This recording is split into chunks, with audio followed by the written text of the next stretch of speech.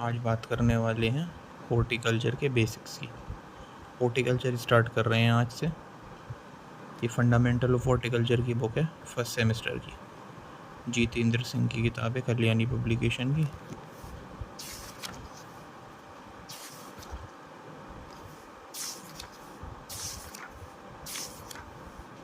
ये सिलेबस है। सबसे पहले हॉर्टिकल्चर की क्या इंपॉर्टेंस है, उसका स्कोप, हॉर्टिकल्चर प्लांट्स में उनकी क्लासिफिकेशन, सॉइल वगैरह, क्लाइमेटिक रिक्वायरमेंट, फिर थोड़ा बहुत नर्सरी वगैरह के बारे में। इसके अलावा प्लांट प्रोपागेशन, ऑर्चर्ड वगैरह के बारे में, soil management, water management, training pruning वगैरह के बारे में, plant growth regulator, fruit drop, cause control, basic दे रखा है जितना भी है। और रिजुवेनाइजेशन, अलग अलग तरीके के गार्डन्स, ये सब इसमें मेनली दे रखा है। स्टार्ट करते हैं हॉर्टिकल्चर से। देखिए, हॉर्टिकल्चर की अगर हम बात करें तो हॉर्टिकल्चर एग्रीकल्चर की एक ब्रांच है, जो कि ये जो शब्द है हॉर्टिकल्चर, दो शब्दों से मिल करके बना है। एक है हॉर्टिस, जिसका मतलब होता है गार्डन, और एक होता है कल्चरा, जिसका मतलब होता है कल्टीवेशन। और दोनों के दोनों लैटिन वर्ड हैं। हॉर्टिस भी अपने आप में लैटिन वर्ड है, और कल्चरा यानी कि कल्टीवेशन भी अपने आप में लैटिन वर्ड है। लैटिन वर्ड है दोनों के दोनों। हॉर्टिस का मतलब हो गया गार्डन, कल्चरा का मतलब हो गया कल्टीवेशन। तो यहाँ पे हम बात करते हैं गार्डन क्रॉप्स की। Horticulture refers to the branch of agriculture which deals with the cultivation of garden crops. एक enclosed एरिया में गार्डन क्रॉप्स का कल्टीवेशन ही हॉर्टिकल्चर मेनली कहलाता है। अब गार्डन क्रॉप्स क्या होते हैं? गार्डन क्रॉप्स में आपके आ जाते हैं फ्रूट के प्लांट्स जो होते हैं, फ्रूट ट्रीज, फ्रूट प्लांट्स। इसके अलावा आपका पॉट हब कल्टीवेशन आ जाता है, जिसे हम ओलेरी कल्चर बोलते हैं, वेजिटेबल कल्टीवेशन। इसके अलावा आपका आ जाता है प्लांटेशन क्रॉप्स, जैसे कि शुगर केन है, और आपका शुगर केन के अलावा कोकोनट है, और भी कई सारे दूसरे जो प्लांटेशन क्रॉप्स हैं वो सब आ जाते हैं। एक आपका आ जाता है यहाँ पे, उसके अलावा जैसे कि पोस्ट हार्वेस्ट किया आपने, उत्पादन तो ले लिया, बाकायदा आपको आपका प्रोडक्ट मिल गया जो फाइनल प्रोडक्ट था, लेकिन उसको मैनेज कैसे करना है, तो पोस्ट हार्वेस्ट मैनेजमेंट इसमें आ जाता है।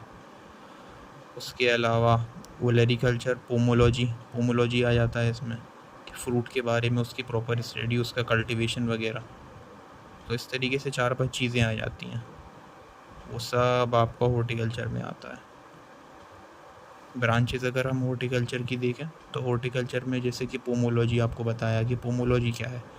पोमोलॉजी में मेनली अलग अलग फ्रूट्स की स्टडी और उनकी क्या क्या कल्टीवेशन प्रैक्टिसेस होती हैं, उसके बारे में पूरा।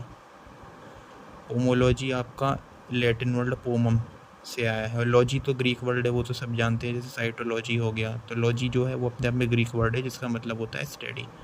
जैसे साइटोलॉजी की जब हम बात करते हैं तो उसमें लॉजी स्टडी हो गया, और साइटो का मतलब सेल हो गया। हिस्टोलॉजी में हिस्टो का मतलब टिश्यू हो गया, लॉजी का मतलब स्टडी हो गया। तो ऐसे ही पोमोलॉजी में पोमो का मतलब फ्रूट, वो अपने आप में लैटिन वर्ड है, और लॉजी का मतलब हो गया स्टडी। तो pomology is the science of production of fruit crops, और उसके बारे में पूरी स्टडी एंड उसका कल्टीवेशन।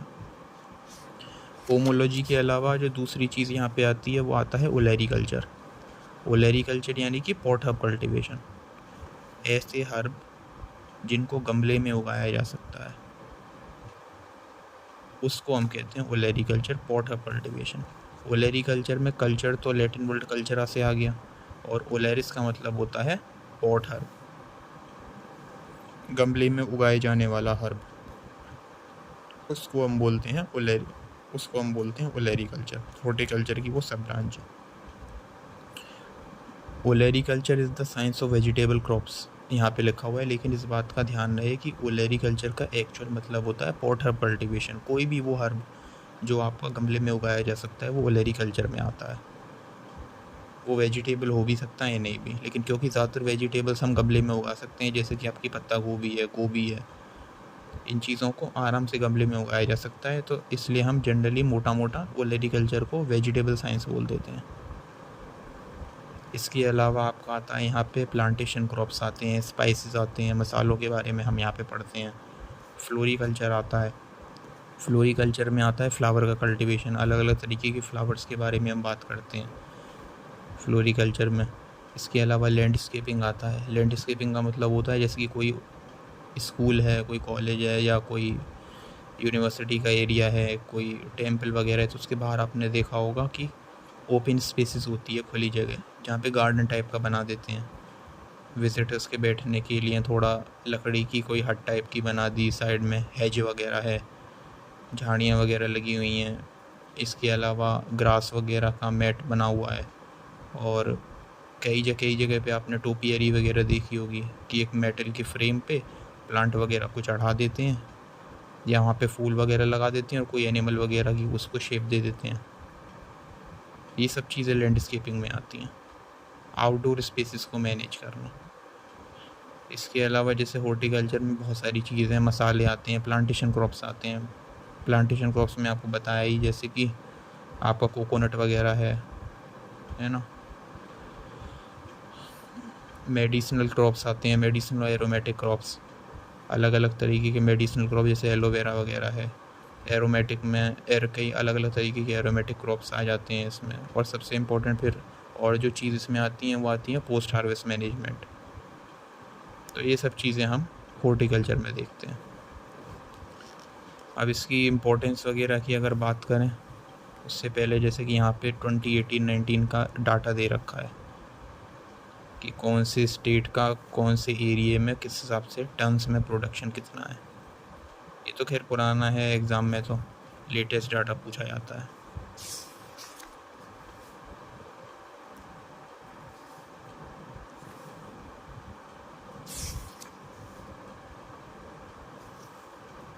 आप पॉज करके इसको जो है वीडियो को बाकायदा पढ़ सकते हैं जूम करके। तो इम्पोर्टेंस में सबसे पहली जो इम्पोर्टेंस आती है हॉर्टिकल्चर की, वो आती है इनकम जनरेशन। अगर आप सीरियल क्रॉप से कंपेयर करोगे हॉर्टिकल्चर क्रॉप्स को, vegetable, fruit, spices, plantation crop, तो यहाँ पे इनकी जो कीमत है वो बहुत ज़्यादा रहती है as compare to serial crop. एक फ़िक्स एरिया में मान लीजिए एक फार्मर गेहूँ वगैरह लगाता है और उसको बेच के उसे जितना पैसा मिलेगा, अगर हम इसी को कंपेयर करें कि वो उतने ही एरिया में कोई वेजिटेबल वगैरह लगाता, मान लीजिए आलू वगैरह लगाता, तो उससे उसे इनकम बहुत ज़्यादा होती as compare to serial crops. तो यहाँ पे इनकम काफ़ी सही फार्मर को जो है वो मिल जाती है। फ्रूट, वेजिटेबल्स, प्लांटेशन क्रॉप्स, इनमें प्रॉफिट ज़्यादा है दूसरे क्रॉप्स के कंपैरिजन में, वैल्यू इनकी काफ़ी हाई है। पर हेक्टेयर अगर कंपेयर करें तो इनकम यहाँ पे ज़्यादा निकल करके आती है नॉर्मल सीरियल क्रॉप्स वगैरह के कंपैरिजन में। अच्छा, एक यहाँ पे जो दूसरा पॉइंट आता है वो आता है एम्प्लॉयमेंट जनरेशन। अगर हम हॉर्टिकल्चर क्रॉप्स की बात करें तो ये लेबर इंटेंसिव क्रॉप होते हैं। अलग अलग कामों के लिए यहाँ पे पूरे टाइम जब तक आपका क्रॉप चल रहा है यहाँ पे लेबर की ज़रूरत रहती है। अलग अलग कामों के लिए बहुत ज़्यादा लेबर इंटेंसिव क्रॉप होते हैं ये। तो उस हिसाब से फिर अब लेबर अगर ज़्यादा चाहिए तो ज़्यादा लोगों को उससे रोज़गार भी मिलता है। तो ये भी अपने आप में इसका एक बड़ा फ़ायदा है कि इससे काफ़ी सारे लोगों को रोज़गार मिलता है। तो एम्प्लॉयमेंट जनरेशन एक इम्पॉर्टेंट पॉइंट आता है। उसके बाद में अगर देखें तो इंडस्ट्रीज़ डेवलपमेंट, जैसा हमने अभी थोड़ी देर पहले बात करी थी कि जो हॉर्टिकल्चर है उसमें प्लांटेशन क्रॉप भी आते हैं। अब प्लांटेशन क्रॉप जैसे कि आपका कोकोनट वगैरह आ गया, पाम ऑयल वगैरह आ गया, तो चाय वगैरह आ गई, कॉफ़ी वगैरह आ गई, ये सब किस में आता है? प्लांटेशन क्रॉप में आता है। तो प्लांटेशन क्रॉप्स को ग्रो करने के बाद वहाँ से सारा रॉ मटेरियल इंडस्ट्रीज़ को मिलता है, जिनको वो आगे प्रोसेस करते हैं और फाइनल प्रोडक्ट बनाते हैं। जैसे कि चाय पत्ती के आपने देखे होंगे, चाय के बाग होते हैं पूरे के पूरे, वहाँ से जो टी लीफ होती हैं उन्हें हाथ के ज़रिए तोड़ते हैं, प्लक करते हैं, उसके बाद में वो फैक्ट्री में पहुँचती हैं जहाँ पे उसकी आगे प्रोसेसिंग होती है, उसके बाद में फ़ाइनल चाय पत्ती तैयार होती है। तो चाय पत्ती हो गई, जैसे कि टी है, कॉफ़ी है, रबर है, कोकोनट है, ये सब प्लांटेशन क्रॉप में आते हैं। तो तीसरा इम्पोर्टेंट पॉइंट हो गया कि इंडस्ट्रीज़ के लिए हॉर्टिकल्चर से रॉ मटेरियल भी आता है, क्योंकि हॉर्टिकल्चर में हम प्लांटेशन क्रॉप्स का भी कल्टीवेशन करते हैं। इसके अलावा यहाँ पे आपके मेडिसिनल प्लांट भी आ जाते हैं।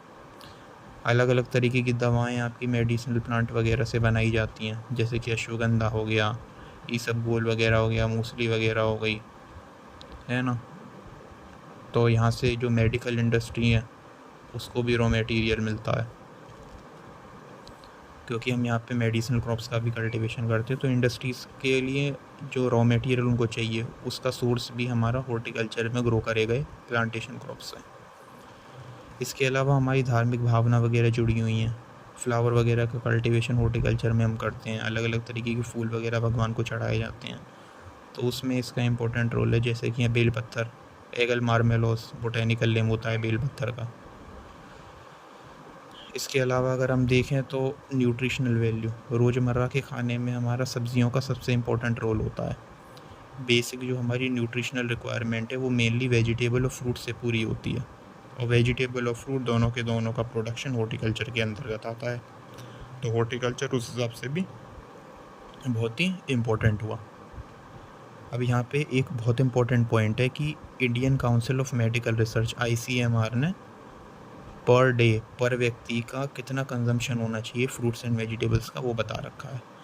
जैसे कि फ्रूट्स का 120 ग्राम और जो वेजिटेबल्स का है वो है 280 gram. 120 gram fruits per day and 280 gram vegetables per day एक बंदे को लेनी है या कंज्यूम करनी चाहिए पर डे। तो जो अगला पॉइंट है वो इस हिसाब से हमारा इम्पोर्टेंट हो गया कि हमारी जो न्यूट्रिशनल रिक्वायरमेंट है रोज़मर्रा की वो फल सब्ज़ी से पूरी होती है, जिसका प्रोडक्शन हमारा हॉर्टिकल्चर में होता है। और ये वाला पॉइंट आपको बहुत इंपॉर्टेंट है याद रखना कि ICMR, जिसकी फुल फॉर्म है Indian council of medical and research, उन्होंने जो अमाउंट फिक्स किया है कि पर डे एक मैच्योर इंडिविजुअल को जो फ्रूट और वेजिटेबल का कंजम्पशन करना चाहिए वो करना चाहिए फ्रूट्स 120 ग्राम पर day and vegetable 280 gram per day. फिर यहाँ पे कुछ चीज़ें और इम्पोर्टेंट आ जाती हैं, जैसे कि विटामिन ए जो कि हमारी आइज़ के रिलेटेड होता है। फ्रूट्स के केस में सबसे ज़्यादा आपको किस में देखने को मिलेगा? मैंगो में सबसे ज़्यादा विटामिन ए देखने को मिलता है। विटामिन का जो यूनिट है वो है आपका इंटरनेशनल यूनिट IU। प्रति 100 ग्राम में आपको मैंगो में सबसे ज़्यादा विटामिन ए देखने को मिलेगा इन केस ऑफ फ्रूट्स। दूसरे नंबर पे आता है पपाया, ये आपको डायरेक्ट याद रखना है। इसके अलावा और भी यहाँ पे कई सारे दे रखे हैं, जिसकी विटामिन B1 थायमीन का कंटेंट सबसे ज़्यादा आपको काजू में देखने को मिलेगा। राइबोफ्लेविन का दे रखा है बेल में इतना है। सबसे ज़्यादा इम्पोर्टेंट है यहाँ पे विटामिन C का कंटेंट किस में सबसे ज़्यादा होता है, तो वो होता है बारबेडोस चेरी में, 1000 से 4000 मिलीग्राम पर 100 ग्राम। पूछा जाता है कि विटामिन C का कंटेंट सबसे ज़्यादा किस में होता है? Barbados cherry. इसके अलावा आंवला में भी हाई होता है, 600 मिलीग्राम पर 100 ग्राम। कार्बोहाइड्रेट किस में कितना है ये सब दे रखा है, प्रोटीन, ये सब आप पढ़ सकते हैं पॉज करके इसको।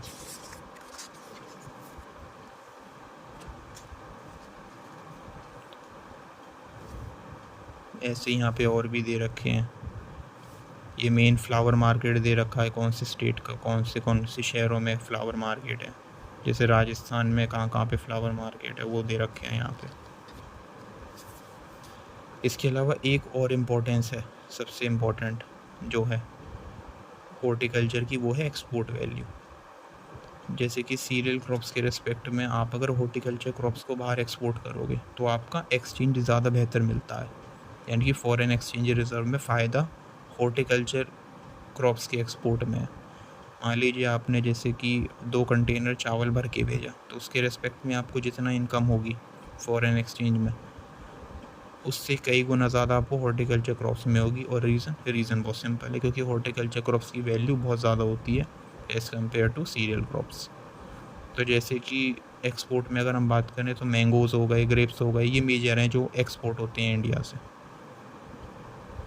वेजिटेबल्स में अनियन, पोटैटो वगैरह एक्सपोर्ट होता है। फ्लावर्स में रोज़ एक्सपोर्ट होते हैं। ये वो क्रॉप्स हैं हॉर्टिकल्चर के जो इंडिया से बाहर एक्सपोर्ट होते हैं। इंपोर्ट का मतलब होता है बाहर से अपनी कंट्री में सामान मंगवाना, और एक्सपोर्ट का मतलब होता है अपनी कंट्री में जो भी प्रोडक्शन वगैरह हुआ है उसका सरप्लस जो है या उसका कुछ अमाउंट बाहर दूसरी कंट्रीज़ में सेल अप करना। तो फ्रूट्स में अगर हम बात करें तो इंडिया से जो एक्सपोर्ट होती हैं वो मैंगोज़ और ग्रेप्स हैं। वेजिटेबल्स में अनियन एंड पोटैटो। फ्लावर में अगर हम बात करें तो गुलाब। प्लांटेशन और स्पाइसेस क्रॉप में टी, कॉफ़ी, कोकोनट, एरिका नट, काली मिर्च, इसके अलावा इलायची, कार्डेमोम, अदरक, हल्दी, मिर्च, कैश्यू नट वगैरह वगैरह।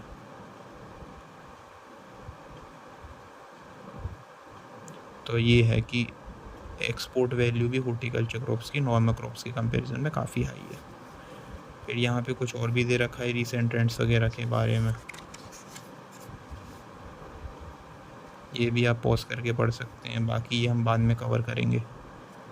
Hi tech horticulture, latest technology. Plasticulture का मतलब क्या है? Use of plastic in agriculture is known as प्लास्टिकल्चर।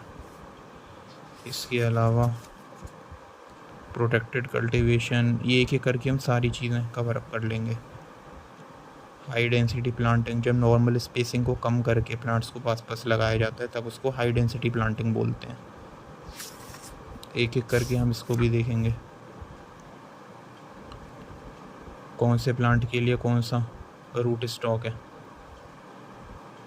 या ड्वार्फ रूट स्टॉक मैंगो के लिए वेलाइकोलम्बन होता है। ये एक एक करके परेशान होने वाली बात नहीं है, एक एक करके सारी चीज़ें अच्छे से कवर हो जाएंगी। हम रिवीजन भी बहुत ज़्यादा करने वाले हैं।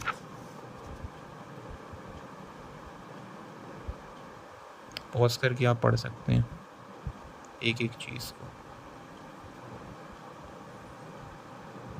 तो आज के लिए इतना ही, बाकी अब कल देखते हैं। धन्यवाद।